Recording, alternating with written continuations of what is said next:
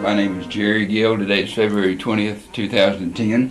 I'm visiting with Julie Adams in her parents' home here in Dallas, Texas. This interview is for the Old State Storage Project of the Oklahoma Oral History Research Program. Julie, I appreciate you driving over and meeting with us today and taking time to interview. So we might kind of start with the beginning, a little bit about where you grew up, a little bit about things you're engaged in, involved in, a little bit about your family. Can you share some of that information with us? Sure. I was born in Oklahoma City, 1954, and we lived there. I don't remember because we moved when I was one to Memphis, Tennessee. Lived there a year or two, and then moved to Conway, Arkansas. And that's my first recollection of any place we've lived. How long were you in Conway? About 6 years, I believe. And then moved to Nashville, Tennessee for a year. 1962, and then 1963 we moved to Dallas, and we've been here ever since. So Dallas is kind of your home, where you grew up, went through junior high and high school. Yes. What high school did you attend? Lake Highlands High School. It's in the Richardson School District in Northeast Dallas. Okay. Some of your activities in high school, the organizations you're involved with? Oh, I was very active in high school. I can't even remember all of them now, but in a lot of different clubs and organizations. I, like my father, am a people person, so I enjoyed being in those organizations. Now, we said in earlier interviews with your dad that somehow you escaped Oklahoma State University. But yes. You're a Red Raider out of Texas Tech. Yes. And what year did you enroll in Tech? 1972. 72. Okay. Was there from 72 to 76. And your major there, Julie, was? Elementary education. Okay. Which is a little ironic because I've never taught in elementary school. I've taught everywhere else. Well, maybe you can kind of share a little bit then about what did you do after graduation? Can you kind of share a little bit of your life to this point after you left college? Sure. Got my first job in Arlington, Texas. So I've lived there ever since. It's a suburb of Dallas. And was placed in junior high. I was math specialization. So they needed math teachers in junior high, and I thought they'd lost their mind, but they said, no, try it for a year, and if you don't like it, you can change to elementary school. So I tried it and absolutely loved it. So taught in junior high for 10 years, and then went back and got my secondary certification, and taught in high school for 19 years, and then retired. And I've taught at the college level now at Tarrant County College for 6 years. Okay, so you taught math all this time? Taught math the whole time. And math now, as I understand, was not your major? Well, it was elementary ed, but with a math specialty, yes. Okay. I do love math. Which math courses were you teaching in high school? Oh, I taught fundamentals of math through Algebra 2. So geometry, algebra, all those. Geometry, algebra, trig, all of them. Taught them all, huh? Taught them all. Great. So now you've retired? Yes. Right? So you taught 10 years at the junior high, and then about another 19 years at high school, so 29 years. 29 years with Arlington great Independent career. School District, Great yes. Career. Well, now, I mean, you're still fairly young to be retired. What are you doing now, Julie? Well, right after I retired, I had 4 part-time jobs, but now I'm down to 2 part-time jobs. You want to share some of those? I sold tickets at the high school games, and I worked at the World Trade Center with a friend of mine that's manager of a showroom over there. That was just during markets, so that was very temporary. And then I've worked with Texas Rangers. I sell tickets there. It's a great atmosphere, really fun. And this will be my 5th season there. And then I've taught at Tarrant County College ever since I retired. So you're teaching math, couple math courses, yes, each semester. What level of courses are you teaching? They're the developmental courses to get people ready to take college algebra. Okay. Ones maybe had a little bit of shortage in background in math out of high school to shore up their right. And we have a lot of students who come back to school that have already married and have families that are coming back to get their degree. Part of that is they've got to have so many hours of math at a certain level, so they've got to pick up sometimes some background that maybe they didn't get. Right. Do you enjoy teaching those type of students? Yes. Rewarding for you? They're the greatest because they're very serious about it, and they're coming back to better their lives. So I really admire that because it's much harder once you've establish a family and have a full-time job. So. Back up, you had a older sister? Yes. Okay, Katie. she was how much older, Katie? 4 years older. 4 years older, Mm-hmm. okay. Now, she attended school at Oklahoma State University. Right. Did you ever visit her at OSU? Yes. Mm-hmm. In the 4 years she was there, we went up several times. I think we always went up for homecoming and parents' weekend, and of course I was enthralled because I was this younger sister. Well, what were some of your first So- impressions of OSU in Stillwater? Oh, beautiful campus, beautiful campus. And she was in a sorority there, Tri Delt, and I would stay with her at the house, and that was always fun. And she would set up blind dates for me, and so I thought I was so grown up. Now, did Mom and Dad know So- you were dating college guys and you were in high school? Don't know if they knew that or not. So, You probably should not ask that, or they're listening in now. but since they're in the room right now, then I'll say yes, they did. Okay. Well, what are some special memories of OSU that they've shared with you about their OSU experience? Because your mother and dad both graduated from Oklahoma State University. Right. Do you remember when you were growing up, did they tell you some stories about Oklahoma State that you remember? Just how happy they were there. They loved it. Talking about dating each other and meeting out on the Theta lawn and walking around the campus at Theta Pond and going to the football games, and they really, really enjoyed it. And my sister really enjoyed it too. She had a great experience there.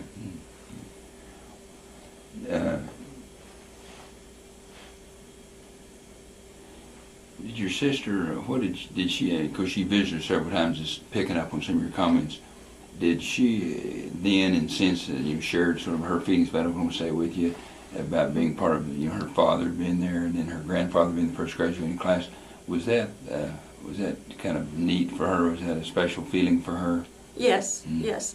I think we've realized the importance of that in later years, actually, because we just really didn't talk about it too much, when she was at school there.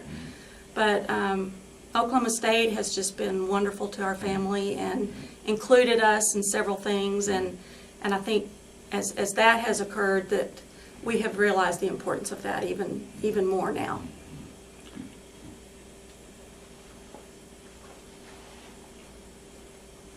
Now, are there some special stories that your dad has told you about his experience? He had sort of two different experiences at OSU. He had sort of the World War II. Pre-war. As a really kind of a student, and really is coming back after the war. But any particular stories stick out in your mind that he's shared with you? Maybe humorous stories, things that happened to him, special times? Not anything, one thing that stands out. But I know two things that were very important to him, that mean so much to him, are the betas at OSU. They said he says that really changed his life, even for the better. He loved his time with the betas, and he's been a faithful alum. And also meeting my mother there. He talks about how wonderful that was and how they would dance, and she would fill up. Back then they had dance cards, yes, apparently, and you would sign up for a specific dance with that person, and he always made sure that he was on her dance card. Probably more than once. Right? More than once, yes. That's great. But they really enjoyed their time there. So. Well, I understand that you were sort of the designated coordinator of the Adams family reunion for this last reunion. Is that right? The one they had in Arlington? Yes. So you must have picked up a lot of stories from there, so I want to ask you some questions about that, okay? Sure. From your perspective, and listening to these stories, well, what's sort of the collective, what's the collective memory, the common experience that ties the Adams family together? You sort of had a chance to sort of view it from a distance. You went to Tech, so you're not part of that, but you've had a chance to observe it. What ties that Adams family together? Because we're talking about 3 or 4 generations from 4 different brothers and spread across the United States. What's the tie they have? I really credit OSU for bringing our family together, our extended family. And as my parents have told you the story of meeting them for the first time from the Walter Adams family, from that side, from the Walter Adams brother and his descendants.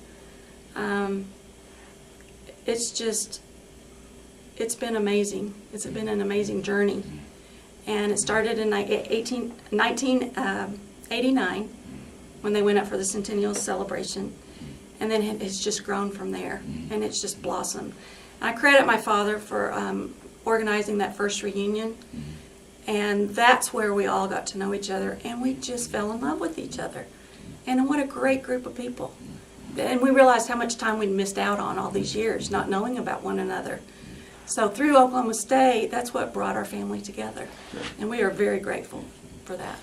Have they stayed, I guess sort of this question answers itself, but I'll ask it anyway. Have they stayed close together? And we had the reunion in 90, the centennial of OSU, and then it was the 91 reunion, I guess it was. 91 was the first reunion. Then 96 okay, for the centennial celebration of the first graduation. 96. And that's the one where we had the reenactment of is part of that where we had the reenactment of the commencement exercises there in Old Central? Yes. And then we had the next one in 2001. So we're trying to have them about every 5 years. Okay. And then time lapsed a little, and then we had our last one in 2009, last year. 2001 was held where? In Angel Fire again. Angel Fire, New Mexico. Still have the property in Angel Fire? Wow, it must be beautiful up there. It is. Great. It is. Can I get invited to the next one you have in Angel Fire? Sure. You're welcome. Right. I feel like OSU is just our extended family now. Great. Well, can you share some information about the reunions? And we talked about where they were held. Kind of what's the format for your reunions? Is there some? I remember attending part of there one evening with the one that Diane and Walter had in Stillwater because there. But can you kind of talk a little bit about your dad had mentioned that everybody would talk a little bit about what part of the family they were and their history. Can you share a little bit of how the reunion goes and how you organize it? Well, this last one we met in Grapevine and stayed at the hotel there, and didn't have too many activities planned, but we had picture time, and we had one evening where we went out to dinner together, and before we did that we met in the room, and everyone told who they were and how they were related to the four brothers, and then what they were doing at this time, profession and their families and all. So, what are some of the more unique stories the family you recall? You've made how many of these now? 4. All 4. So you've had a chance to sort of observe and listen an awful lot. What have been some of the more unique family stories you've heard? Oh goodness. I can't think of anything off the top of my head. I'm sorry. They talk about the run of 1889, about the claiming the quarter section of land. Yes. You do hear the stories about William Henry Harrison Adams, which would be my great-grandfather, who I never knew, and the Oklahoma Land Run. And they made a movie about that several years ago that kind of brought it to light. And I realized it was dangerous, because everyone was racing and running over the other, to get to their land first. So that was pretty incredible, and he must have been an adventurous man to do that, to come into Indian territory. And then the stories of my grandmother coming to Indian territory to teach, choosing that over any other safe place to go. I think she was very adventurous too. Another story about her was when she was 20 or 21, I believe. She went to San Francisco to visit some relatives, and in 1906, and that's when they had the big earthquake in San Francisco, and she was there during that earthquake. And they lived, the family lived above, they had a china shop, and they lived above the shop, and so they told her this was a very monumentous occasion, so they said pick out something to take home to remember this by. And we still have the chocolate pot that she brought home that has the sand and the dust burnt into it from the fires in the earthquake. That's unique. It's great. So then she moved shortly after that to Indian Territory, and that's where she met my grandfather Homer. So, and the rest is history, as they say. That's right. What some OSU stories you remember? Some of them talk about their experiences, particularly some of the younger generation from your dad and from Arthur's dads and author's sons. and of course your dad. But any stories you recall as they tell about OSU? Not anything specifically, but just about what a wonderful experience it was. And my dad says his life really started at OSU, and he's never looked back and gone forward. He's a very honorable man, and I'm so proud to call myself his daughter. Julie, because you sort of had you're in charge of the invitation list for this last meeting. I asked the question, I asked your mother in a little different way. Out of the 4 brothers, so the descendants of those 4 brothers, which kind of, in what order are you having the most representation at the family reunions? I think our family, the Homer Adams. And we have groups of pictures with the different family members. And of course, every family member can't make every reunion. But I think Homer Adams is probably the largest. And the second largest is Walter Adams' descendants. Right. And then, of course, Oscar Adams has the one living daughter. And she has 3 children. She's the one in San Diego. So that's the smallest one of the family. Yes. Okay. And then the Arthur Adams, probably the 3rd largest. Yeah, and Arthur's a pretty good for a couple of generations. They were pretty strong. Now they're Texas folks, right? Oh yes, is that right? We've settled in Texas. Okay. And proud of it. And very proud of it. Let me ask you this: in the four families, sort of, who are the family historians? If you're going to get the stories of those families, Arthur, James, Oscar. Walter, I mean, who are the historians? Dwayne Sehan, I credit with a lot of the family history. He put together a beautiful book that we have, and it has everything from pictures to obituaries, and he has done a lot of research. And recently he sent, before the last reunion, he sent a genealogy page, for lack of better terms, that dates back to I believe it's the 1300s in England. Wow. So, and then also Bud Adams has done a lot of the research Bud's too. his family nickname. Walter and Diane is Bud. Is Bud, yes. Okay. There are so many Walters and Arthurs and all in our family that the nicknames do help to keep everybody straight. Good. Well, speaking of kind of the historians and family genealogy, my understanding is I had a chance to talk to Dwayne back in December that they relate to the 2 Adams presidents, John Adams and John Quincy Adams. There's a tie, not direct, but to the family. Is that right? It's my understanding that we are descendants of through the uncle side of the family. Not the direct descendants, but I understand also we're direct descendants of Samuel Adams, the patriot. So Boston Tea Party, Sam Adams. Yes, the Boston Tea Party. But the kids nowadays know him best for his beer, his picture on the beer bottle. There you go. But he was a patriot. So in your family, who's the family historian? Is that your dad, or is that you? Who keeps the family history? I'm very interested in it, so I do a lot of that. So, and I'm an organizer like my father is, and so I really enjoyed organizing this last reunion. We had a great turnout, and now we feel like we know the other family members so much better that we just pick up where we left off. So we love getting together. Yeah, and the kind of one more last question about the historians. On the Arthur Adams family, would Art Adams or Art Roberts? I mean, who's the historian in that line of the family? That question probably would be better answered by them. Okay. I'm not sure, to be honest. But they'll be here in a little while, so I'm sure we'll talk to them about that. At your last reunion, how many did you have in attendance? The Arlington reunion. A little over 40, 42, 43. So you normally have between 40 and 50. 40 and 50. Good turnout. We did. Well, Julie, we've talked an awful lot about the family. Anything that we haven't talked about? Is there some things that someone listening to this, this tape or series of tapes, 30, 40, 50 years now, Is there information they'd want to know about the family that we haven't talked about?